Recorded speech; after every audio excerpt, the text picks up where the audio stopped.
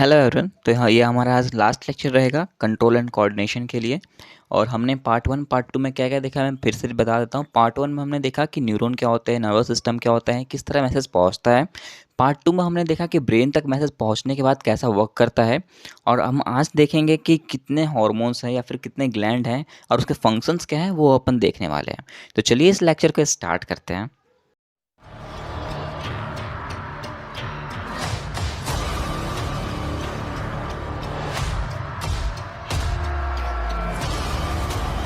तो आपको याद होगा कि जब हमने चैप्टर को स्टार्ट किया था, तभी हमने दो चीज़ के बीच कंपैरिजन देखा था। पहले नर्वस सिस्टम और दूसरा एंडोक्राइन सिस्टम के बीच।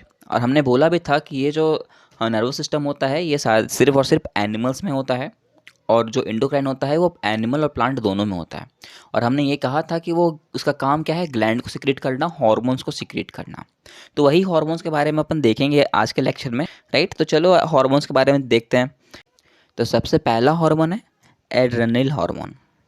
ये हार्मोन जो होता है सीक्रेट होता है एड्रेनल ग्लैंड से। देखो, ग्लैंड और हार्मोन आप कंफ्यूज होते रहोगे, तो मैं एक चीज़ बता देता हूँ कि ग्लैंड्स जो होते हैं वो हार्मोन सीक्रेट करते हैं। और हार्मोन्स को पहचानना है ना, तो हार्मोन्स को लास्ट में या तो आई एन होगा या फिर आई एन ई होगा, यही सब कुछ आपको दिखेगा, तो समझ जाना ये एक हार्मोन है। ओके, तो देख सकते हो एड्रेनलिन है तो इसमें आई एन ई है, तो ये एक हार्मोन है जो किससे सीक्रेट हुआ होगा, तो एड्रेनल ग्लैंड से सीक्रेट हुआ है। दूसरा पॉइंट लिखा हुआ है the adrenal gland is located above both the kidneys. ये प्रेजेंट कहाँ होता है, तो दोनों किडनीज के बीच प्रेजेंट होता है, लोकेशन आपको दिया हुआ है। तीसरे पॉइंट लिखा हुआ है इट रेगुलेट्स ब्लड प्रेशर। ये इसका काम है, जो भी ब्लड प्रेशर होता है ना उसको बढ़ाना। जैसे कि मान लो कभी ब्लड प्रेशर हमारा कम हो जाता है, तो ये एड्रेनलिन हार्मोन जो है वो वर्क करना स्टार्ट करता है, ब्लड प्रेशर को क्या करता है, इंक्रीज करता है, हार्ट बीट को बढ़ाने का काम करता है, और साथ ही साथ कार्बोहाइड्रेट मेटाबॉलिज्म में भी काम करता है, राइट। तो ये हमारा एक हार्मोन कंप्लीट हो गया। दूसरा हार्मोन है थायरॉक्सिन। थायरॉक्सिन हार्मोन जो होता है वो रिलीज होता है थायरॉइड ग्लैंड से। देखो यार, मिलता जुलता वर्ड आता है, राइट। ग्लैंड और हार्मोन में मिलता जुलता वर्ड आता है कि नहीं आता, बिल्कुल आता है। तो ये हार्मोन रिलीज कहाँ से होता है, थायरॉइड ग्लैंड से। एंड थायरॉइड ग्लैंड प्रेजेंट कहाँ होता है, निक के पास, देख सकते हो लोकेशन दिया हुआ है। इसका काम क्या है, तो ये कार्बोहाइड्रेट का मेटाबॉलिज्म को रेगुलेट करता है, और उसके अलावा फैट्स एंड प्रोटीन का भी मेटाबॉलिज्म को देखता है। और थायरॉक्सिन हार्मोन ज़्यादातर रिलीज कब होती है, जब हम आयोडाइज्ड हो, मतलब कि जब हम ज़्यादा आयोडीन खाते हैं। आयोडीन किस में होता है, NaCl में होता है। याद करो, NaCl किसको कहते हैं, सॉल्ट को कहते हैं। इट मीन्स जब हम सॉल्ट खाते हैं ना, तो ये थायरॉक्सिन हार्मोन हमारा रिलीज होता है। इसके होने से जो हमारे ये जो गला होता है ना, थ्रोट होता है, वहाँ पर कभी प्रॉब्लम नहीं आ सकती, कभी कुछ प्रॉब्लम नहीं होगा। आप बोलोगे सर अगर हम नमक कम खाएं तो क्या होगा, तो नमक कम खाओगे इट मीन्स आयोडीन की डिफिशियंसी हो जाएगी, और आयोडीन की जब डिफिशियंसी होती है तो एक डिजीज़ होती है जिसका नाम है गोइटर। गोइटर के कारण यहाँ गिल्टी टाइप का हो जाता है, समझते हो, कभी आपको हुआ हो तो। एक्चुअली ना हुआ हो तो अच्छा है, तो अगर हो जाता है तो वो गिल्टी टाइप का हो जाता है, मतलब वो टाइट हो जाता है। ओके, आपने कभी देखा हो तो, यहाँ डायग्राम से तो पता नहीं चल रहा होगा क्लियरली, पर वहाँ पर वो जो होता है फूल जाता है, एक स्टोन जैसा एक हो जाता है। ठीक है, इसीलिए कभी कभी हमें सॉल्ट भी खाना चाहिए। ऐसे नहीं यार, मतलब कि सब्जी के साथ ही जैसे खाते हैं अपन, लेकिन ऐसा नहीं कि बहुत जन कम खाते हैं, तो उसके लिए है कि NaCl को लेना चाहिए, मतलब सॉल्ट को खाना चाहिए। थर्ड हार्मोन है ग्रोथ हार्मोन। ग्रोथ हार्मोन जो होता है वो रिलीज करता है पिट्यूटरी ग्लैंड। कौन करता है, पिट्यूटरी ग्लैंड। देखो यार, ये ग्रोथ हार्मोन हमारे लिए बहुत ज़रूरी है, राइट। क्योंकि अगर ग्रोथ हार्मोन कम रिलीज होगा तो सिंपल सी बात है, हम बौने रह जाएंगे, मतलब नाटे रह जाएंगे। जैसा कि अपन देखते हैं, कभी सर्कस वर्कस में भी गए होंगे तो मतलब वहाँ रहते हैं, तो एक्चुअली ये बहुत ख़राब लगता है। तो उस टाइम क्या हुआ होगा, तो ये हार्मोन जो है ग्रोथ हार्मोन वो रिलीज़ नहीं होता है, जो कि पिट्यूटरी ग्लैंड से होना होता है। पिट्यूटरी ग्लैंड देख सकते हो कहाँ पर प्रेजेंट होता है, आपको लोकेशन भी यहाँ दिया हुआ है। And it regulate growth and development. वही चीज़ मैंने लिखा है जो मैंने बताया अभी। ओके, तो ये हमारा जो थर्ड है ग्रोथ हार्मोन, वो भी कंप्लीट होता है। चौथा है हाइपोथैलेमस। हाइपोथैलेमस जो होता है, ये हार्मोन भी एनिमल में पाया जाता है। ये भी लोकेटेड कहाँ होता है, पिट्यूटरी ग्लैंड पे लोकेटेड होता है। And it's play an important role in the release of many hormones. उसी में से एक हार्मोन आता है इंसुलिन। इंसुलिन जो होता है वो ब्लड का शुगर लेवल कंट्रोल करके रखता है। और ब्लड का शुगर लेवल अगर कंट्रोल रहेगा तो कभी उसे डायबिटीज़ नहीं हो सकती है। लेकिन जैसे डायबिटीज़ हो जाती है तो सिंपल सी बात है, उसके जो इंसुलिन रिलीज होते होंगे वो थोड़े कम रिलीज होते होंगे, राइट। तभी तो उन्हें ये प्रॉब्लम होती है। तो इंसुलिन निकलना बहुत ज़रूरी है हमारे लिए। और एक बहुत अच्छा हार्मोन है प्यार वाला हार्मोन बोलो या लव वाला हार्मोन, उसे कहते हैं testosterone and oestrogen. Testosterone mainly किस में होता है? मेल्स में होता है, सबको पता ही होगा ये चीज़। और एस्ट्रोजन फीमेल में होती है। चलो डिटेल थोड़ा बात करते हैं। टेस्टोस्टेरोन जो होता है ये हार्मोन कहाँ से रिलीज होता है? टेस्टिस से रिलीज होता है। कब रिलीज होता है? ये तो पता ही होगा। चलो आगे बताते हैं। The testis is located in genital area. हम सबको पता है टेस्टिस कहाँ लोकेट होता है? जेनिटल एरिया में लोकेट होता है, नीचे की तरफ होता है, और तो और पेयर्ड में होता है, ये भी पता होगा। और वो एक स्टोमेटल सैक में प्रेजेंट होता है, स्कॉटम जिसको कहते हैं, राइट। स्कॉटम में जो होता है ना, वो स्कॉटम का काम होता है कि बॉडी टेम्परेचर को थोड़ा सा कम करके रखता है। जैसे कि मान लो हमारा नॉर्मल बॉडी टेम्परेचर 37 डिग्री होता है ना, तो वो 1 से 1.5 डिग्री वो कम रखता है उसको, राइट, क्योंकि उसे जो होता है स्पर्म का फॉर्मेशन करना रहता है, इसलिए। ओके, नेक्स्ट पॉइंट कहता है it's a change associated with puberty, और ये चेंज होता रहता है प्यूबर्टी एज के साथ, राइट। छोटे में होते हैं तो मतलब कुछ और, मतलब बड़े होते हैं तो क्या बुलवा रहे हो यार, समझ ही जाते होगे ना आप लोग ये चीज़ तो। और फीमेल की बात करें तो फीमेल में आता है एस्ट्रोजन। एस्ट्रोजन कहाँ से रिलीज होता है? तो ओवेरी से रिलीज होता है। And ovary are located in lower abdomen area, सबको पता है कहाँ पर होता है? लोअर एब्डोमेन एरिया में प्रेजेंट होता है। और it's change associated with puberty, ये भी चेंज होता रहता है प्यूबर्टी के साथ साथ। दूसरी बात अगर हम बात करें तो ये एस्ट्रोजन हार्मोन होता है ना, इसका एक दूसरा काम भी है। दूसरा काम ये है ना कि ये हेयर का ग्रोथ को बढ़ा देता है। तो कभी कभी ऐसा मत सोचने लगना कि काश ये ग्लैंड हमारे पास भी होता तो हम थोड़े बाल लंबे कर लेते। ऐसा कर सकते हो आप लोग चाहो तो। ओके। और यार एक मेरे को बात बताओ यार, मतलब ये क्या मैं देख रहा हूँ कि मेरा वॉच टाइम क्यों नहीं बढ़ रहा यार? तुम थोड़ा बढ़ाओ यार, थोड़ा देखो को थोड़ा इंटरेस्टिंग वीडियो बनाता हूँ, ऐसा कोई थोड़ी फालतू भी थोड़ी बनाता हूँ। तुम्हें श्राप लगेगा मैं बता रहा हूँ। ओके, देखा करो यार, देखा करो बस। चलो ये तो थी हमारी एनिमल की हार्मोन्स। अब प्लांट के हार्मोन्स की भी बातें कर लेते हैं थोड़ा। तो सबसे पहली बात तो आपको यह आएगी ना यार, प्लांट है तो प्लांट मूवमेंट करेगा क्या? मूवमेंट करेगा? मूवमेंट कभी करता है क्या? हाँ, क्योंकि हमने तभी पढ़ा जब नर्वस सिस्टम में कि यार हम तो मूवमेंट करते हैं, मस्कुलर नर्वस सिस्टम जो था वो एक्ट करता है। तो प्लांट में भी कुछ ऐसा होता है क्या? पता नहीं यार, क्या क्या पढ़ना पड़ रहा है। चलो कोई बात नहीं, देखते हैं। आपने कभी प्लांट देखा है? Touch me not plant. नहीं, देखा ही होगा यार, कभी ना कभी देखा है। कभी छुआ है क्या उसे? छुआ ही होगा। जब भी आप छूते हो ना तो वो क्या करता है? रिएक्ट करता है। करता है कि नहीं करता? करता है।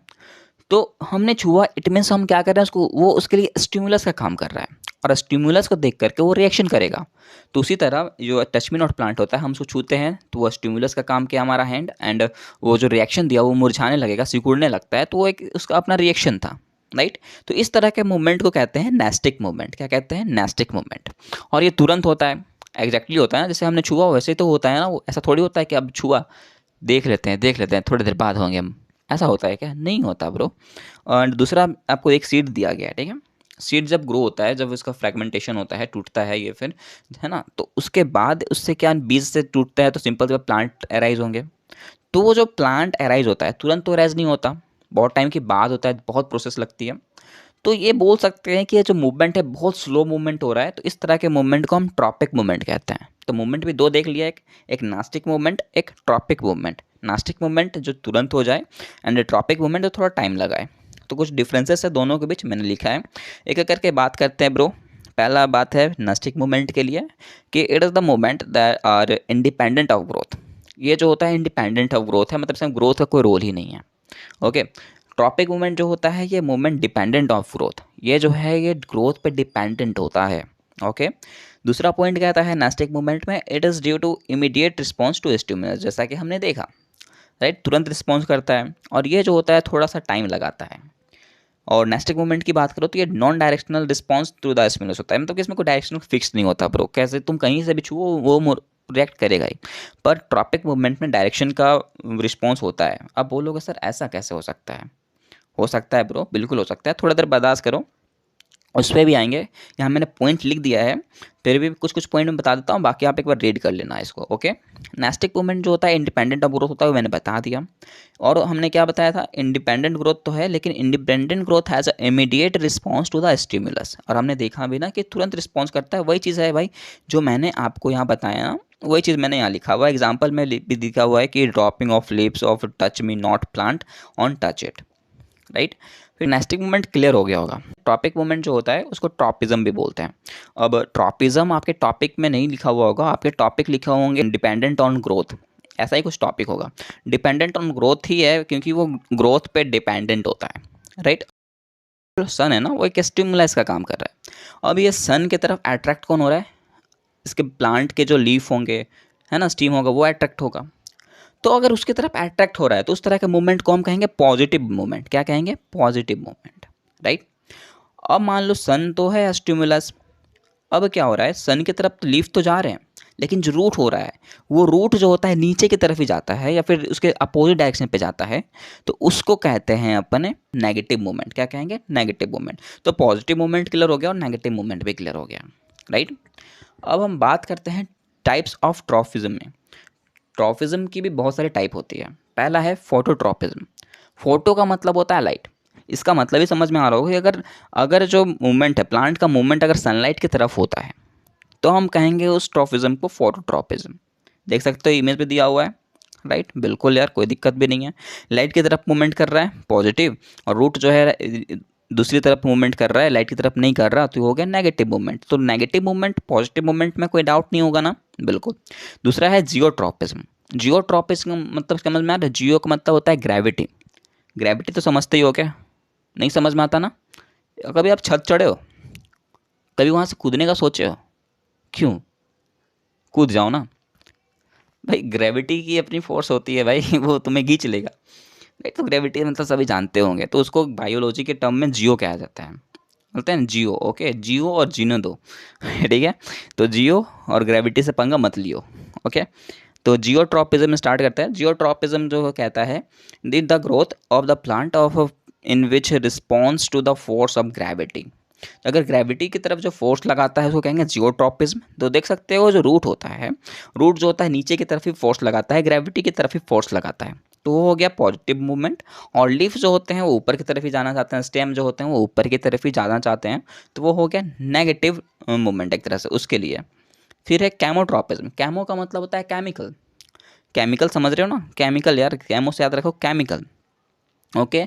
तो वैसा ग्रोथ जब किसी केमिकल के रिलीज होने पर हो तो उस तरह के ग्रोथ को कहते हैं कैमोट्रॉपिज्म। तो ये भी अपना कंप्लीट हो गया होगा। फिर है हाइड्रोट्रॉपिज्म। हाइड्रो का मतलब होता है वाटर। तो अगर हम वाटर के देते हैं प्लांट को और उसके कारण जो मूवमेंट होता है तो उस तरह के मूवमेंट को हम कहते हैं हाइड्रोट्रॉपिज्म। हम क्या करते हैं, उसके आसपास ही पानी दे देते हैं और वो पानी की तरफ रूट्स जो होते हैं वो मूवमेंट करके पानी को अपनी तरफ एब्जॉर्ब कर लेते हैं, तो वो उस मूवमेंट को कहते हैं पॉजिटिव मूवमेंट। और अगर पानी की तरफ जो मूवमेंट नहीं कर रहा, जैसे लीफ जो है पानी की तरफ मूवमेंट नहीं करता, सिर्फ रूट ही करता है, तो उस तरह के मूवमेंट को कहते हैं नेगेटिव मूवमेंट। फिर है थिग्मोट्रॉपिज्म। थिग्मो मतलब टच, थिग्मो मतलब टच, ओके। किसी भी ऑब्जेक्ट को, किसी भी प्लांट को अगर हम टच करते हैं, छूते हैं, तो उसके कारण जो मूवमेंट होता है तो उस मूवमेंट को कहते हैं थिग्मोट्रॉपिज्म। उस टाइप के ट्रॉपिज्म को क्या कहेंगे? थिग्मोट्रॉपिज्म। अब जैसे कि देखो ऐसा कहाँ देखते होगे, तो थिग्मोट्रॉपिज्म और कुछ नहीं, हमने टच में नॉट प्लांट देखा, वो भी है। दूसरा एग्जाम्पल लेते हैं ना, क्या एक ही एग्जाम्पल को लेकर समझोगे, आपके बुक में बहुत सारे एग्जाम्पल भी दिए होंगे, कन्फ्यूज हो जाओगे। हमने पी प्लांट लिया, आप मनी प्लांट भी ले सकते हो। हमने क्या किया, प्लांट लगाया, उसके आसपास में एक क्या किया, डंटा लगा दिया। तो वो डंटा जो है ना वो एक, वो मनी प्लांट के लिए एक स्टिमुलस का काम करेगा। उसको देख करके वो रिएक्ट करेगा, तो क्या करेगा भाई, वो उसके साथ जाके अटैच हो जाएगा और वहाँ पर बहुत ही तेज़ी से ग्रोथ करना शुरू करेगा। और वो उसी पैटर्न में ग्रो करेगा जहाँ जहाँ पर वो जो हमने स्टिक दिया है, जो भी डंटा दिया है, उसी पैटर्न में वो ग्रोथ करना लगेगा। तो आपने देखा होगा, कभी घर में लगाए होगे मनी प्लांट या फिर पी प्लांट, अगर कभी देखे हो तो देखना उसमें आसपास डंटा लगाया रहता है ताकि वो जल्दी ग्रो करे और वो एक पैटर्न में ग्रो करे, ओके। तो उस ट्रॉपिज्म को कहते हैं थिग्मोट्रॉपिज्म, ओके। तो यहाँ तक आपको कोई दिक्कत हुआ क्या? नहीं हुआ होगा। तो यार मज़ेदार ही है यार, मेरे हिसाब से तो प्लांट हार्मोन आपको इजी लग रहा होगा। तो कुछ हार्मोन और देखते हैं। एक है ऑक्सिन, ठीक है। ऑक्सिन हार्मोन जो होता है, it helps the cells to grow longer. जो प्लांट होते हैं उसे आगे बढ़ाने के लिए, लॉन्गर करने के लिए एक हार्मोन रिलीज करता है प्लांट, उस हार्मोन को कहते हैं ऑक्सिन। दूसरा है जेबरलिन। जेबरलिन जो होता है ये भी ग्रोथ के लिए रिस्पॉन्सिबल है, और ये कहाँ प्रेजेंट होता है, कहाँ पर ग्रो कराता है, तो स्टेम का ग्रो करवाता है। तो एक साइटोकाइनिन होता है। साइटोकाइनिन जो होता है ये भी सेल डिवीज़न कराता रहता है। ये भी सेल डिवीज़न कहाँ कराता है, तो स्टीम के पास ही ये भी सेल डिवीज़न कराता रहता है। And this is present in greater concentration in fruit and seeds. और ये जो होता है ये ज़्यादातर कहाँ प्रेजेंट होता है, तो फ्रूट्स में और सीड्स में प्रेजेंट होता है, राइट। वहाँ पर ये सेल डिवीज़न कराएगा ज़्यादातर ये जो है सेल डिवीज़न इसी एरिया पे वो कराना चाहता है। ओके, नेक्स्ट है एब्सिसिक एसिड। देखो यार, हमने अभी तक तीनों चीज़ पढ़ा ना, ऑक्सिन हो गया, जेवरेलिन हो गया, साइटोकाइनिन हो गया। सारा का सारा हमने देखा कि कोई सेल डिवीज़न करा रहा है, कोई ग्रोथ करा रहा है, कोई लॉन्गर कर रहा है सेल को। लेकिन एब्सिसिक एसिड ऐसा है जो ये इनहिबिट करता है ग्रोथ को, रोकता है कि भाई अब बहुत तुमने ग्रोथ कर लिया, अब वो टाइम आ गया है तुम्हारा कि अब तुम इसके आगे ग्रो नहीं कर सकते हो, मर जाओ इसके आगे, लेकिन मुझे फ़र्क नहीं पड़ता। तो वो स्टेज यही है एब्सिसिक एसिड वाला। देखो अगर इसमें ट्रिक समझना है ना, तो देखो सभी के लास्ट में एसिड किसी में नहीं आया, एसिड सिर्फ इसी में है। एसिड का काम क्या होता है, जलाना। तो इसी तरह ये पेड़ को एक तरह से सुखा दे रहा है यार, कमज़ोर कर रहा है, तोड़ रहा है। तो ये आखिर एब्सिसिक एसिड का ही कमाल है। ओके, ये ग्रोथ को रेस्पॉन्सिबल करता है, मतलब ग्रोथ को इनहिबिट करता है, राइट। नेक्स्ट पॉइंट है, it inhibits the effect of auxin, gibberellin and cytokinin, right. ये एक तरह से क्या कर रहा है, ये तीनों के इफेक्ट्स को भी तो आखिर रोक रहा है ना, क्योंकि ये तीनों जो हैं वो बोल रहे हैं कि भाई तुम ग्रो करो, लेकिन एब्सिसिक एसिड कह रहा है कि भाई भाड़ में जाओ तुम लोग, मेरा सुनो ना, मैं तुमसे बड़ा हूँ। अब बोल दे रहा है कि ग्रोथ नहीं होगा तो नहीं होगा। तो इस तरह का है कुछ। और ये लेक्चर आज का भी कंप्लीट होता है, हमारा चैप्टर भी कंप्लीट हो चुका है।